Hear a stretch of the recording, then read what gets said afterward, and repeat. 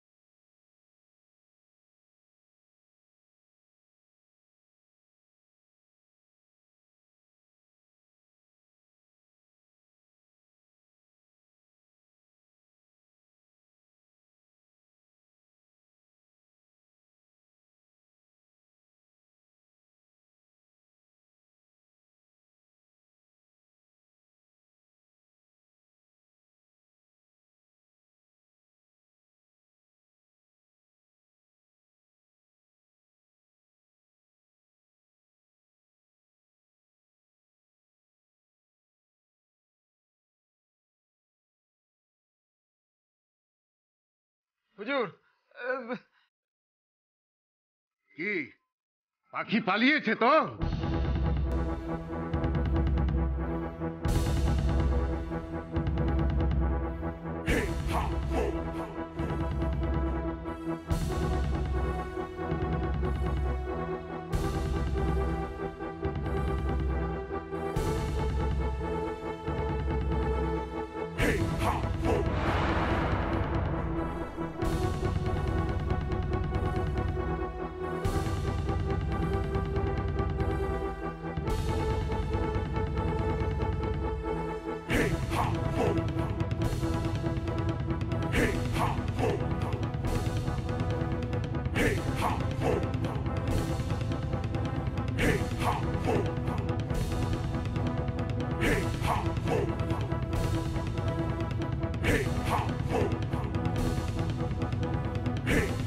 গায়ের ছেলেদের জড়ো করতে হবে এক্ষুনি।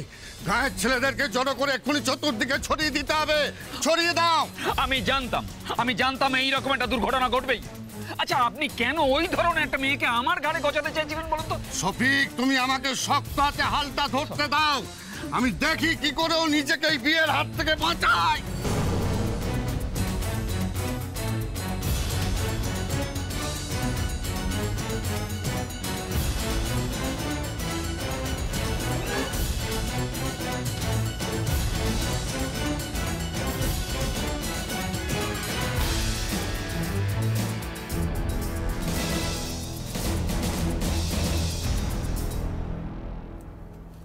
ওই দেখো ভাবি,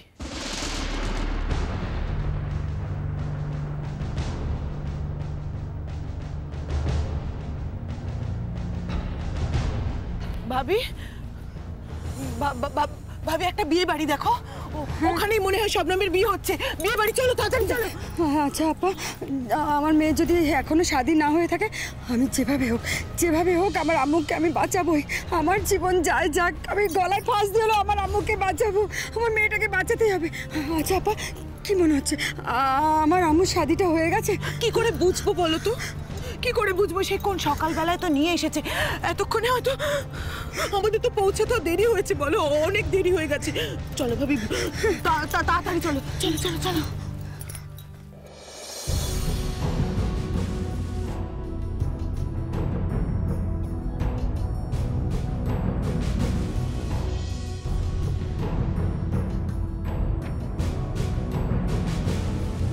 ভাবি, ভাবি ওটা শবনম না?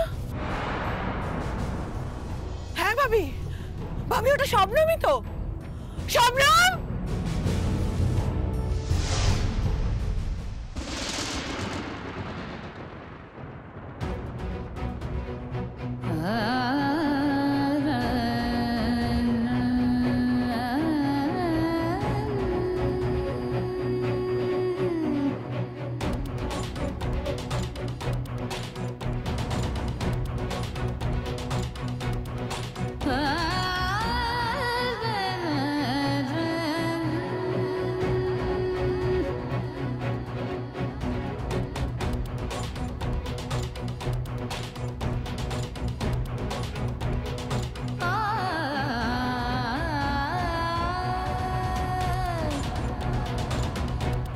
পিসি,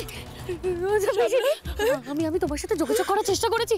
আব্বু আমার কাছ থেকে কায়দা করে ফোন কেটে দিয়েছে। তোমরা সব শুনেছো তো আব্বু কি হয়েছে বলো না? শুনবো না, গা শুদ্ধ সবাই ভোজ খেতে এসেছে, জানবো না? তুই আগে বল, কিছু অঘটন ঘটে গেছে না বাকি আছে? তুই বল, তুই দৌড়ে কোথায় যাচ্ছিলি? শোনো আর বেশি কথা বলার সময় নেই। ওরা অনেক লোক, আমি কোনো রকমের জানলা কেটে পালিয়েছি।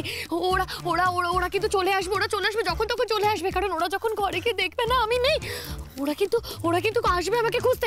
চলো এক্ষুনি এখান থেকে দৌড়ে পালাতে হবে। চলো। কোথায় যাবো? হ্যাঁ, দৌড়ে কোথায় যাবো?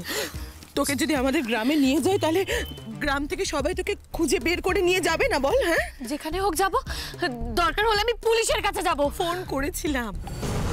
পুলিশকে ফোন করেছিলাম, ওরা বলেছে কোনো রকম হেল্প করতে পারবে না।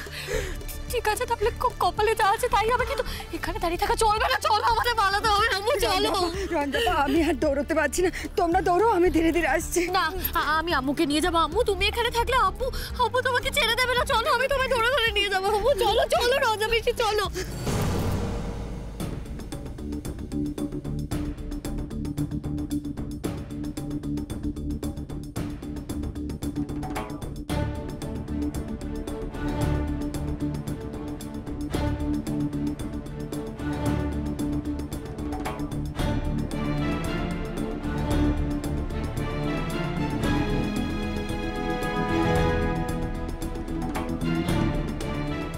ছেলেরা সবাই কোথায় গেলে? সবাইকে ডাকো, সবাইকে তো বলে দিয়েছি যে আমাদের তৈরি থাকতে হবে। আমি জানতাম এইরকম একটা ঘটনা ঘটবে। আমার মান সম্মান বলে কিচ্ছু আর রইল না। আর তোদেরও বলি, হ্যাঁ, এতক্ষণ সাজাতে সময় লাগে তোদের? ও বললো, তোরা শুনলি কেন? হ্যাঁ, তোমরা শুনলে কেন? কেন শুনলে তোমরা? তোমাদের তো পাঠিয়েছিলাম সাজ করে ওকে সাজাবার জন্য, দরজায় তালা দিয়ে বসে দেখতে। তোমরা ছেড়ে চলে এলে কেন? আমরা কি করে বুঝবো ও এত বড় একটা কাণ্ড করবে? আমরা তো ভাবতেই পারিনি। রবিউল, আর সময় নষ্ট করা যাবে না, চলো এবার। এই পাড়া সবাইকে ডাকো। আমি জানতাম রবিউলের মেয়ে এমন একটা কীর্তি করবে। আমি জানতাম, আমি আসার সময় বলেছিলাম, সেই কীর্তিটাই করলো। এই শোনো রবিউল, তুমি ওকে একদম ছাড়বে না, তুমি কিন্তু ঘরে ওকে একদম তুলবে না। আমি ওকে ঘরে তুলি? মাথা খারাপ আমার, হ্যাঁ? আমি ওকে ঘরে তুলব না। যদি ও বড় বাড়িতে গিয়ে ওঠে, বড় বাড়ি যদি ওকে ঘরে তোলে, তাহলে তো রক্তারক্তি কাণ্ড হয়ে যাবে। আমি তখন কিছুই মানবো না। শোনো রবিউল, হ্যাঁ, মেয়ে বেশি দূর যেতে পারেনি। হ্যাঁ, আমরা সবাই মিলে দৌড়ে গিয়ে ওকে ধরে ফেলবো। চলো সবাই। এসো। এই যে আমার পাড়ার ছেলেরা সবাই ভোজ খেতে এসেছিল, সবাইকে আমি একসঙ্গে করেছি। চলো ভাই, সবাই মিলে চলো আমার সাথে। সময় নিয়ে অপেক্ষা করা যাবে না। আমার মেয়েকে দেখলে তো নিশ্চয়ই তোমরা চিনতে পারবে, বিয়ের কোণের সাজ দেখলে তো নিশ্চয়ই চিনতে পারবে। যে করেই হোক ধরে আনতে হবে, ধরে এনে আমাকে এইখানেই বিয়ে দিতে হবে। আমি এইখানেই বিয়ে দেবো আমার মেয়ের, এইখানেই বিয়ে দেবো।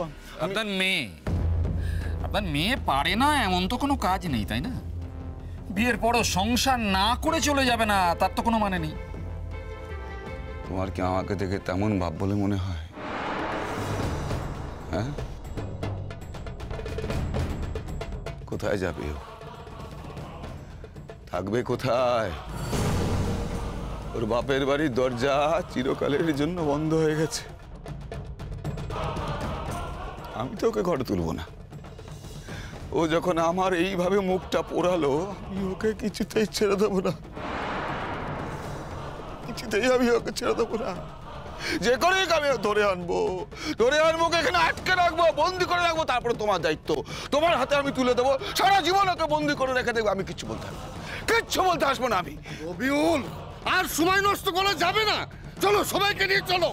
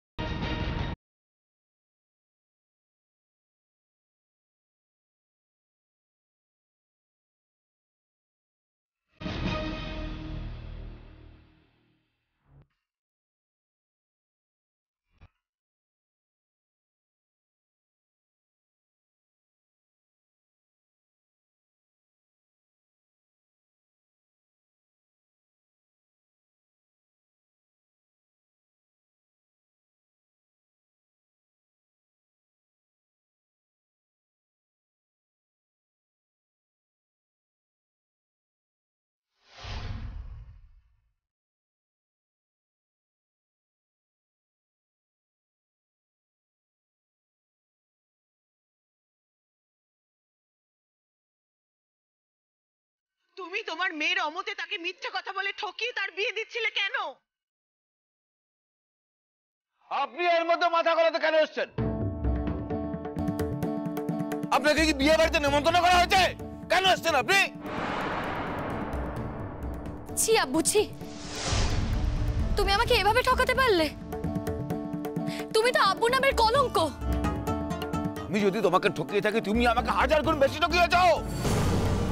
তুমি বিয়ে আসা থেকে পালিয়ে এসেছো। হ্যাঁ, তুমি মুখ পড়াতে আর কিছু বাকি রাখোনি আমার। মেয়ে যখন তোমার মুখ উজ্জ্বল করেছিল তখন তোমার ভালো লাগেনি না? এখন মেয়ে তোমার মুখ পুড়িয়েছে, বেশ করেছে। এটাই তোমার উপহার। এখন এই পোড়া মুখ নিয়ে তুমি ঘুরে বেড়াও। আমার মেয়ের জীবন আমি তোমাকে কিছুতেই শেষ করতে দেব না। আমার মেয়েকে আমার কাছ থেকে কেউ নিয়ে যেতে পারবে না। খবরদার! মেয়েকে বিয়ের আসর থেকে তুলে আনলে এই মেয়ের বিয়ে আর কোনোদিন হবে না। কে বলেছে আপনাকে যে আমি শাদি করার জন্য মরে যাচ্ছি?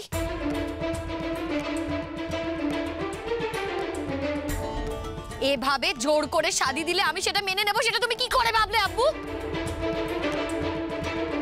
ছি আব্বু ছি, তোমার লজ্জা করে না?